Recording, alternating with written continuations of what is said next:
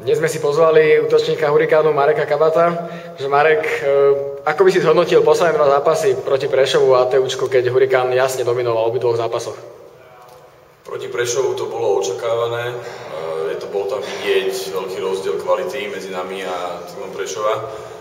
V prvej polovici zápasu sme mali trošku problém s efektivitou, ale v poslednej tretine sme to prelomili a vyhrali sme jednoznačným výsledkom. Proti ATU si dovolím tvrdiť, že to bolo spolu so zápasom s Dragoncom náš najlepší výkon v tejto sezóne a až na výpadok na začiatku tretej tretiny, ktorý sa nám stal aj v Žiline, sme dominovali v zápase a kontrolovali sme hru. Tebe sa osobne veľmi darí, najmä strelecky, dal si gól v každom zápase okrem snáď jedného zápasu aj spolu s prípravou. V čom vidíš svoj strelecký potenciál v tejto sezóne? Snažím sa viacej strieľať. Možno som aj trochu dokonal tú streľbu, to neviem posúdiť, ale celkovo sa nám darí strelecky, keď už Karo dá hat-trick, tak musím aj ja sa prekonávať.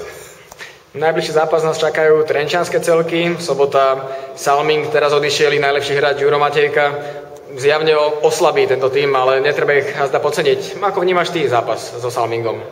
No, myslím, že ťažkým súperom bude už sama o sebe hala v Novej Dubnici, kde je veľký problém aj s povrchom, teda hlavne s povrchom. A určite netreba podceniť Salming, keďže už bol často nevyspytateľný, a aj keď Juro Matejka tvoril základný hry, tak budú silní aj bez neho. No a v nedeľu Trenčín, FBC Majster, je to vlastne repríza finále, hádam najťažší super Hurikánu v tejto sezóne. Ako sa pripraviť na tento najťažší zápas? Pripraviť asi takisto ako na každý. Myslím si, že najdôležitejšie bude, aby sme všetci hrali do defenzívy tak poctivo ako proti Dragoncu a proti ATU. A keď toto splníme, tak myslím si, že uspieme a budeme pokračovať v našej neporaditeľnosti. Máš za sebou aj reprezentačné skúsenosti, reprezentačný zraz, ktorý bol Nitre. Z tvojho pohľadu, aké vidíš svoje šance dostať sa do A tímu na blížiacu kvalifikáciu v Slovensku? Toto sa neviem posúdiť úplne. Myslím si, že je tam veľká konkurencia a moje šance nie sú úplne najväčšie, ale takú šancu je vždy. No a napokon Hurikán mal v stredu za sebou takú tímovú akciu.